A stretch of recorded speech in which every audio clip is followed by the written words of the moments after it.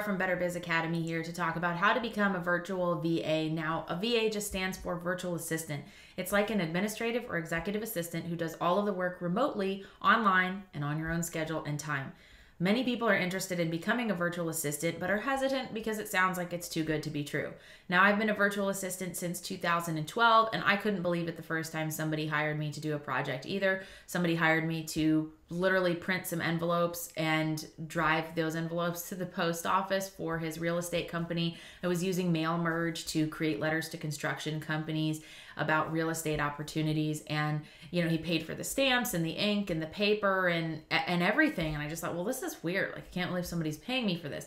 However, it really is legitimate, and there are lots of people online who need help building their business and will turn to virtual assistants to assist them with that process. So how do you become a virtual VA? First of all, you think about the skills you already have that can translate over to a virtual environment.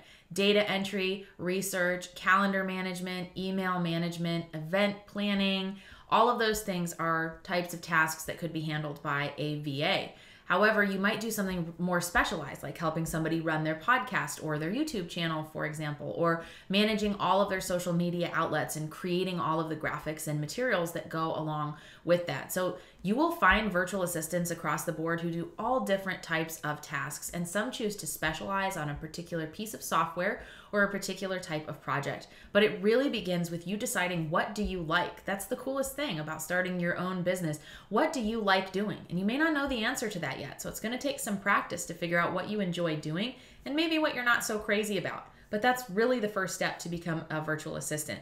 The next thing you need to do is come up with a marketing plan. This might be interacting in Facebook groups, responding to jobs on Upwork. This might be contacting people directly, writing articles about how you can help people on LinkedIn and connecting with people there. There's so many different ways to market your virtual assistant business, but coming up with a plan and one that you can stick to is important.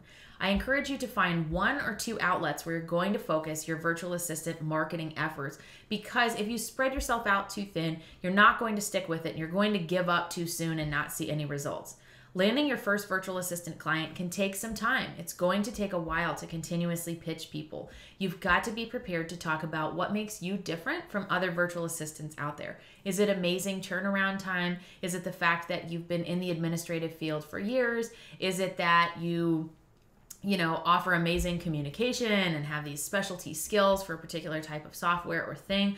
Whatever that is, that's your unique value proposition, you need to be aware of that when launching your virtual assistant business, because you will increase your chances of converting someone into a paying client tremendously just following that tip alone. So I really recommend that it's something that you consider as you're putting together your business building blocks as a virtual assistant. The next thing you need to do to become a virtual VA is simply to start calling yourself a VA. Put yourself out there. Stick to the marketing plan that you created. Start finding clients. Find ways to interact with people who may be interested in your services.